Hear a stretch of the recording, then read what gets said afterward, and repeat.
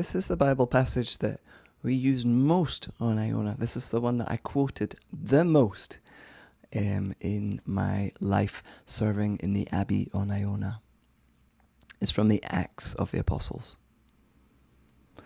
Now the whole group of those who believed were of one heart and soul, and no one claimed private ownership of any possessions, but everything they owned was held in common.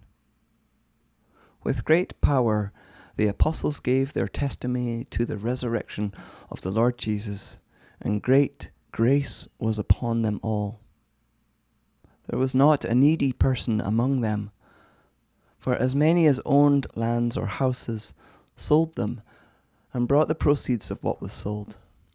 They laid it at the apostles' feet, and it was distributed to each as any had need.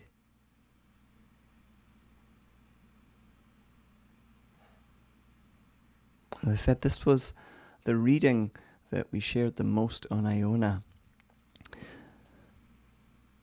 When I was leading retreats and part of the Iona community, we used to say that people would come to Iona seeking peace, but they would leave seeking justice and peace. George MacLeod, who founded the Iona community and rebuilt the ruined abbey starting in the 1930s, he would always ask people, what are we going to do about the atomic bomb or the environment or poverty? What are we going to do? The words that were central to his vision were we and do.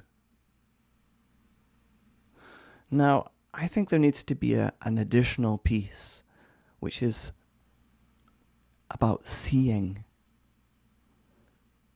perceiving how everything works, how everything is held together, the whole-ism, that we are part of the whole. You've heard me say this before. Leonardo da Vinci said, learn how to see and realize that everything connects to everything else. So in a moment, we're going to really focus on Ubuntu, which is a Zulu word, and we're going to hear 5 South African voices talking about Ubuntu.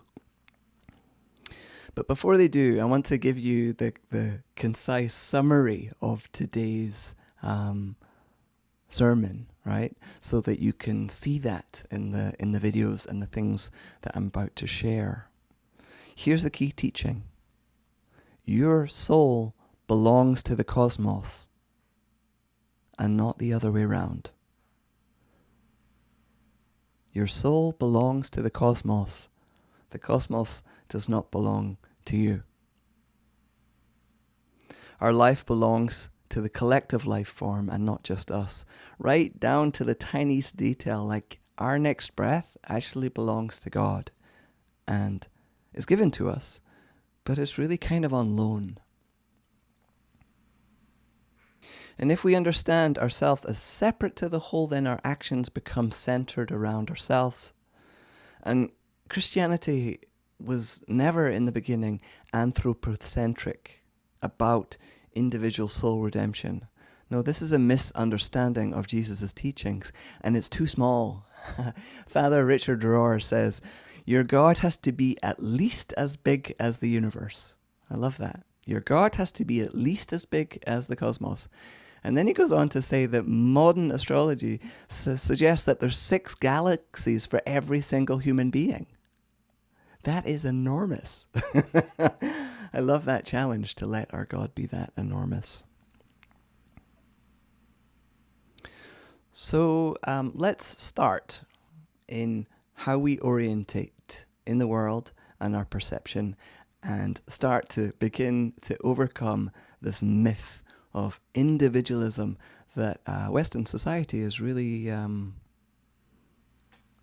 plays too much airplay to, because it is not assumed. It's not the way that everybody sees the world. Here's this combo of videos. If you would like to see them in their entirety, I will post a link in the chat later. But here's my combo of Ubuntu videos with featuring African voices. Ubuntu, in very broad terms, is an ethic of interdependence. It's an ethic that recognizes that everything that I do has an effect on you and your well-being, and everything that you do has an effect on me and my well-being. That we, although we are different people, we are essentially interconnected. And that is a truth that is not limited to Africa or South Africa. It's a truth that is universal. The ethic of Ubuntu says, when a child is kidnapped, my heart hurts like the heart of the mother whose child has been stolen.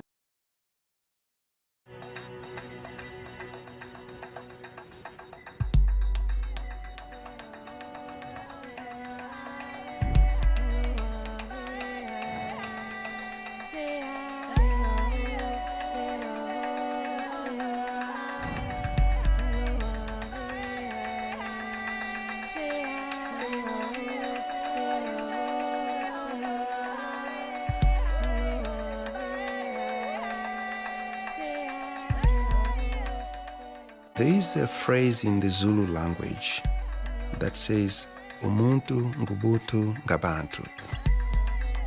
I am because we are. Think about it. I'm not defined without you.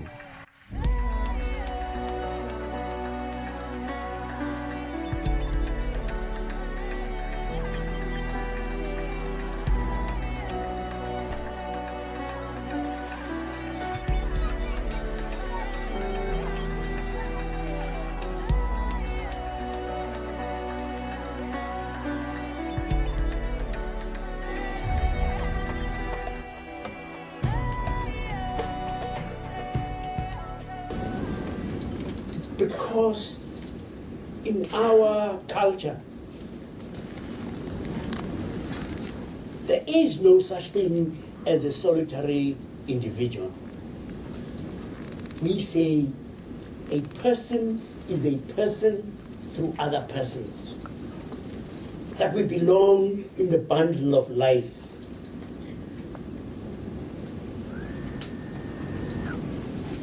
And I want you to be all you can be, because that's the only way I can be all I can be. I need you. I need you to be you, so that I can be me.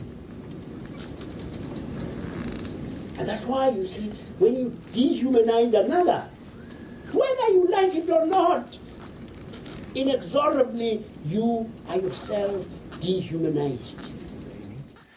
And Ubuntu means to feel your shadow and not to throw your shadow onto other people.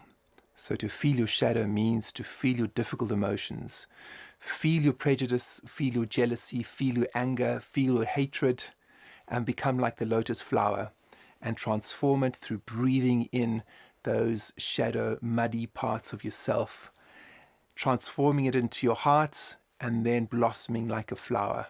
That's Ubuntu. In a more collective society, we realize from the inside that our own well-being is deeply tied to the well-being of others. Danger is shared, pain is shared, joy is shared, achievement is shared, houses are shared, food is shared. Ubuntu asks us to open our hearts and to share, is animated, empathetic action in every moment. Now, though the root word is about people, I thought that maybe Ubuntu was only about people. And then I met this young lady. Her name was Elvis. In fact, Solly gave her the name Elvis because he said she walked like she was doing the Elvis the pelvis dance. She was born with very badly deformed back legs and pelvis. She arrived at our reserve from a reserve east of us on her migratory route. When I first saw her, I thought she would be dead in a matter of days. And yet for the next 5 years, she returned in the winter months. And we would be so excited to be out in the bush and to come across this unusual track. It looked like an inverted bracket, and we would drop whatever we were doing and we would follow. And then we would come around the corner, and there she would be with her herd. And the outpouring of emotion from people on our safari trucks as they saw her, there was the sense of kinship. And it reminded me that even people who grow up in cities feel a natural connection with the natural world and with animals. And yet still I remained amazed that she was surviving. And then one day we came across them at this small waterhole. It was sort of a hollow in the ground. And I watched as the matriarch drank. And then she turned in that beautiful slow motion of elephants. It looks like the arm in motion. And she began to make her way up the steep bank. The rest of the herd turned and began to follow. And I watched young Elvis begin to psych herself up for the hill. She got visibly, her ears came forward. She had a full go at it, and halfway up her legs gave way and she fell backwards. She attempted it a second time, and again halfway up she fell backwards. And on the third attempt, an amazing thing happened. Halfway up the bank, a young teenage elephant came in behind her, and he propped his trunk underneath her and he began to shovel her up the bank. And it occurred to me that the rest of the herd was in fact looking after this young elephant. The next day I watched again as the matriarch broke a branch, and she would put it in her mouth, and then she would break a second one and drop it on the ground. And a consensus developed between all of us who were guiding people in that area that that herd was in fact moving slower to accommodate that elephant. What Elvis and the herd taught me caused me to expand my definition of Ubuntu. And I believe that in the cathedral of the wild, we get to see the most beautiful parts of ourselves reflected back at us. And it is not only through other people that we get to experience our humanity, but through all the creatures that live on this planet. If Africa has a gift to share, it's a gift of a more collective society.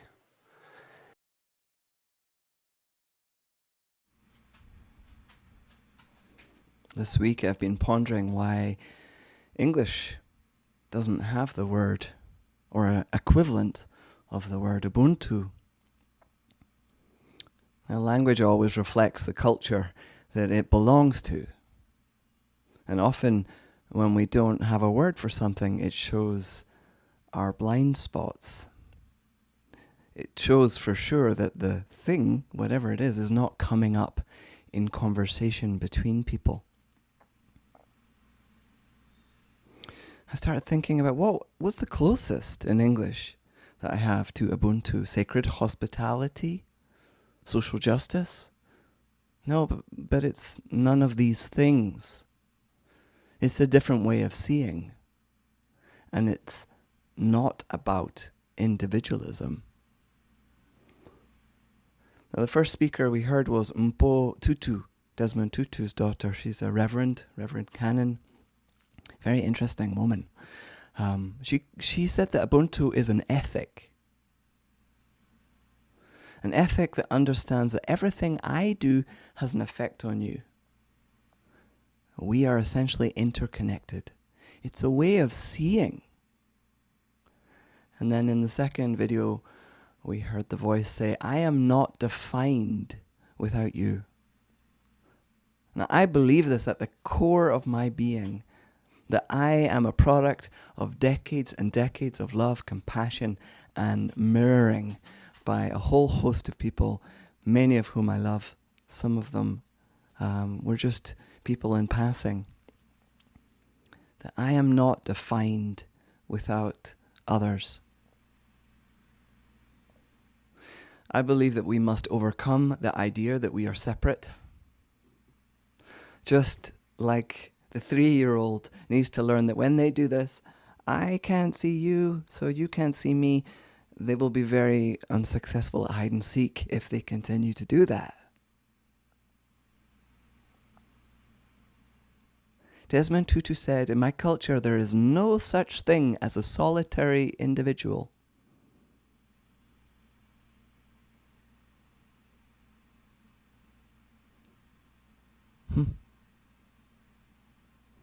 I'm going to change gears slightly here. I saw a video that was a conversation between Caroline Myss and Robert Holden. They were talking about the Enneagram and sacred geography and original blessing, original sin. And I believe that the way that we can access the wisdom of Ubuntu is by changing our way of seeing. And perhaps it involves unlearning a little bit. And that story about Elvis, the young elephant, really struck me. That it is in the creature, we are creatures, it is in the creature that this instinctual way of belonging and caring for each other resides.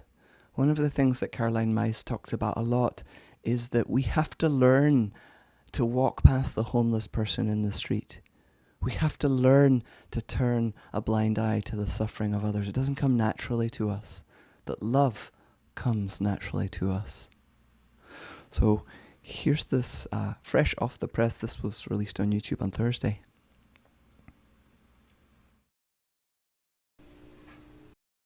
I always thought that that doctrine of original sin was just bogus nonsense, but it had such authority in Catholicism, such authority, this idea that we're born with this imperfection, imprimatur on our soul, and it bothered me just constantly. That can't be true. That can't be true.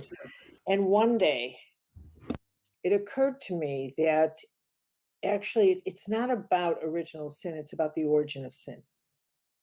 That in fact, what the real interesting question is what is the origin of sin? And that came to me when I was now a medical intuitive.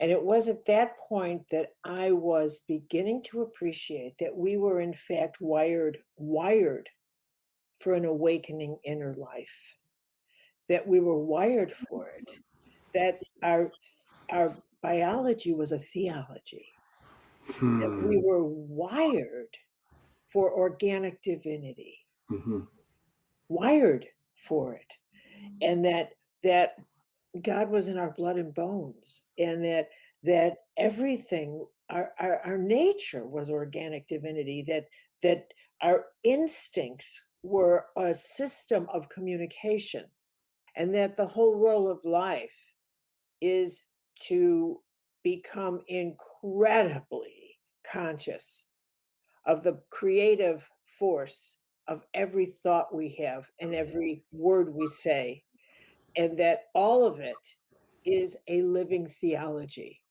is that life is this incredible experience of the breath of God in us and around us, and that God's not an off-planet man. So when I saw that, I realized that really what sin is the conscious choice to shatter your holism and someone else's. Wow, yeah. It is the conscious choice to use your power to do a negative thing, to tell a lie, to know that I'm going to use my life force in some way to harm another life, or to do harm to myself, or to in some way make a choice that I know other people are going to be held accountable for, or in some way destroy the tapestry of the whole, that as a result of my life, the whole will suffer. Yeah. That is called sin when it's conscious. Yeah. So let's talk about the original blessing. It took a whole universe to create you. Not just you, but everybody else too. You are a product of the wholeness of the universe, and everything else is too. This is a quote from Plato. Plato said, "The ruler of the universe has ordered all things with a view to the preservation and perfection of the whole." He then went on to say, that you are created for the sake of the whole, and not the whole for the sake of you. Now, this is rather important to make sure we've got this the right way round. You are created for the sake of the whole, and not the whole for the sake of you.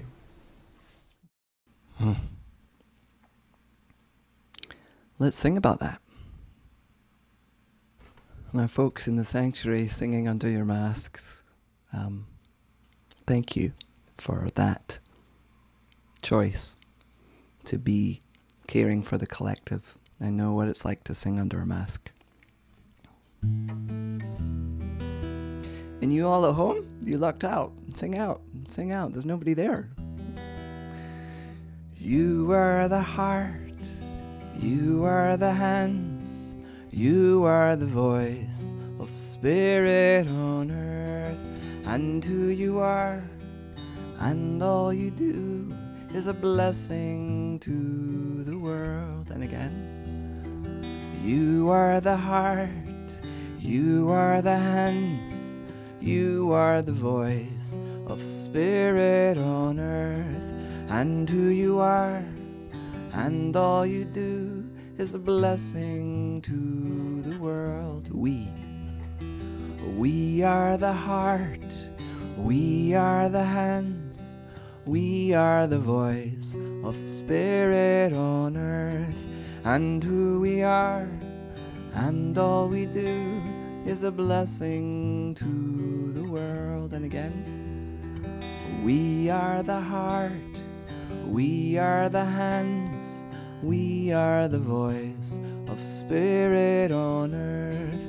And who we are, and all we do, is a blessing to the world.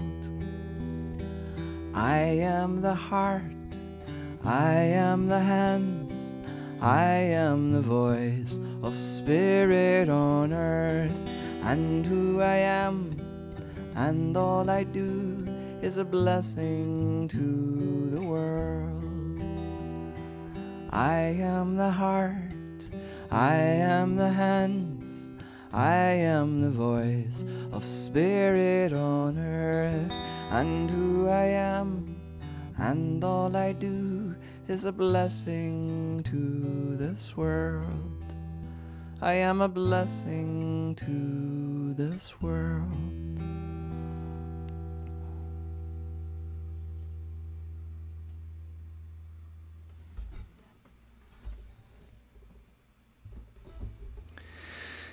We just heard Robert saying, we are created for the sake of the whole and not the other way around. Earlier I expressed this as that your next breath doesn't actually belong to you. It belongs to God. It lives in you and is gifted to you. But many would say it doesn't actually belong to you. The breath of life in us is borrowed from God, and the whole, our soul, belongs to the cosmos. Now, there's a mystical insight that I hear the mystics teaching over and over again. They have an experience of merging into the oneness. I think most of us only get tiny little echoes of that. But even the most hearted of us have moments of meeting a nephew or a child for the first time, being on a deathbed, feeling the strength of a team. In all of us, we have little glimpses of this oneness. But when the mystics have it, it's profound. And then it seems to change the way that they see one another. Here's an example of that. It's the words of Thomas Merton. He was a monk, a Catholic monk that lived not that long ago, about 50 years ago. And he wrote these words, and my friend Alana Lewandowski set them into song.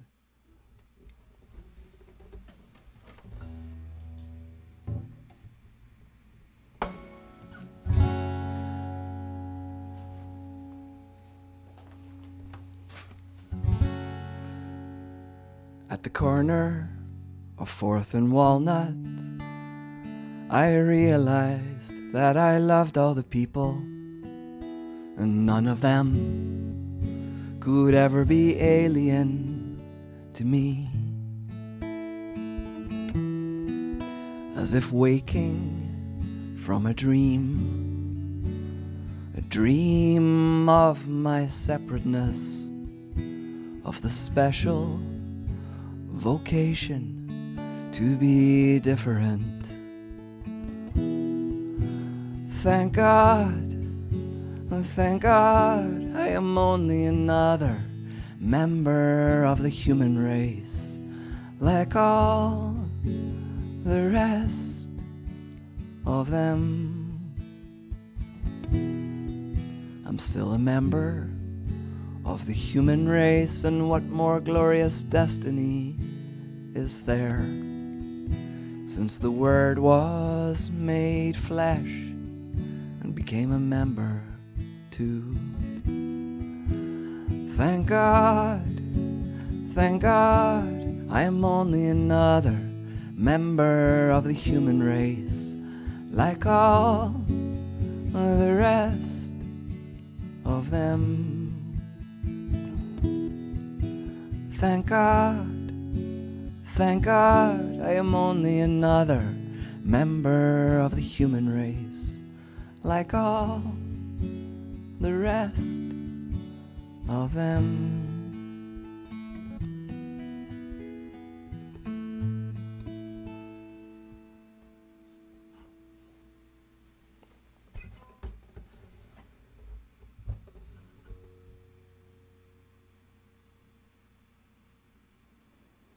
We have a place in the web of life around us. And underneath that, the mystic knows that everything is held together in love. Seeing this so deeply that responding to the welfare of another is of course what you would do.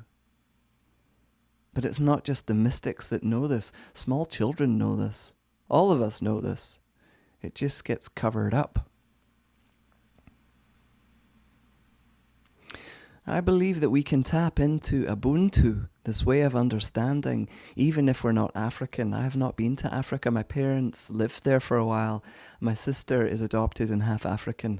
So I'm very interested in African culture. And I think it has a lot to teach us.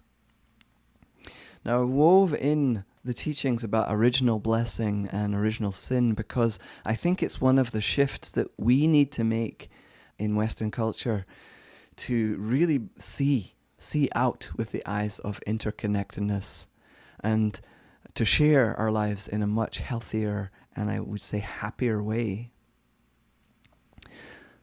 Here's the problem that I think we have to oversee: this Calvinistic inspired redemptive work ethic of the self-made human needs to go.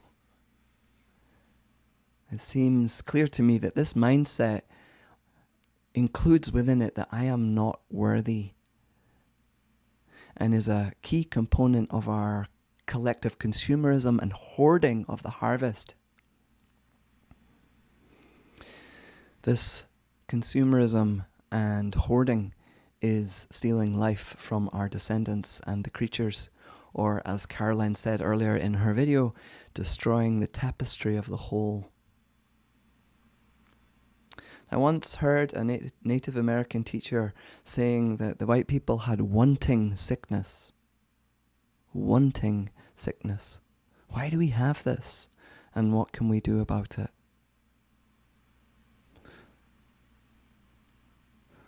I think that myth of original sin really feeds into it. And also the concept of ourselves as self-made individuals. We're not. We're collective. Independence is an utter myth.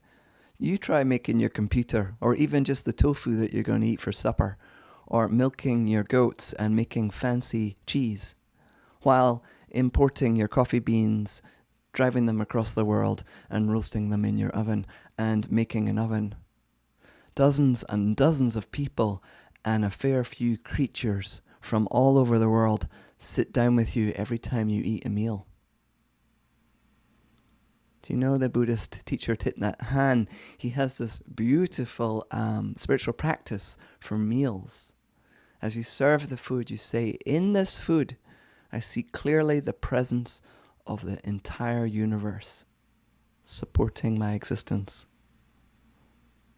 And as you look at the plate filled with food, he suggests that you contemplate all living beings are struggling for life. May they all have enough food to eat this day. And just before you place the food in your mouth, he suggests you say, this plate is filled with food. I am aware that each morsel is the fruit of much hard work by those who produce it. As you begin to eat, with the first taste, I promise to practice loving kindness. With the second, I promise to relieve the suffering of others. With the third, I promise to see others' joys as my own. And he goes on. And then as you finish the meal, the plate is empty, my hunger is satisfied. I vow to live for the benefit of all beings. What I find so profoundly beautiful about this meal spiritual practice is he believes it. This is his daily bread. And if he can see that level of interconnectedness every time he eats, I can tap into that. And what's also amazing is that what he is saying is literally true. We are a complex, interconnected human system of being. And we live in this time of the World Wide Web, which is so fascinating. It's amazing that we can be on Zoom, that you can have a pastor in Vermont while you're all there in the church building 6 feet apart, and that people from wherever can watch us on the Zoom or YouTube or Facebook. And if you like the sermon enough, you can go back and watch it again. How amazing is that? We can also do courses with our great theological teachers, like I was studying with Matthew Fox recently. And we can follow Mpo Tutu and the Dalai Lama on Facebook. The dissemination of spiritual thought is happening very fast. And I've been thinking about that passage from Matthew 18:20, for where 2 or 3 gather in my name, I am with them. Now I'm wandering slightly from Ubuntu, so I want to bring that back in. And before we close, I have to say that Mpo Tutu urges us to not see Ubuntu with rose-tinted glasses. She says, the most casual glance across the socio-political public squares in Africa shows all manners of greed and ego-driven behavior that places personal power and privilege first, and the well-being of the community, the society, and the country doesn't even get a look in. She talks about Ubuntu becoming an export commodity, like cash crops. So Ubuntu is not a given. Right? When we are looking at it, it's helpful for us to understand it as a way of seeing and a work in progress. Mpo says the Ubuntu questions are, what do you want? How can we help you? What do you most need? And she says that these questions are equally valid for monks and mentors, governments and developers, agencies, as well as for engineers and technological developers. When we fail to ask these questions, she says, we cannot succeed in creating good design, and we cannot ensure sustainability. So I love the way that she's placing Ubuntu everywhere, but also reminding us that it's not a given, it's something that we aim towards. So to close, I'm going to go back to Desmond Tutu, Mpo's father, and his concise words about Ubuntu. He says, Ubuntu is the essence of being human. It speaks of the fact that my humanity is caught up and inextricably bound to yours. I am human because I belong. Ubuntu speaks about wholeness. It speaks about compassion. A person with Ubuntu is welcoming, hospitable, warm and generous, willing to share. Such people are open and available to others. They are willing to be vulnerable. They are affirming of others. They do not feel threatened that others are able and good, for they have a proper self-assurance that comes from knowing that they belong to the greater whole. This so reminds me of Corinthians 13, 2 Corinthians. Back to Desmond. They know that they are diminished when others are humiliated, diminished when others are oppressed, diminished when others are treated as if they are less than who they are. The quality of Ubuntu gives people resilience, enabling them to survive and emerge, still human, despite all the efforts to dehumanize them. Amen. Thank you, Desmond, and all the other African voices for teaching us here this day about Ubuntu. Amen.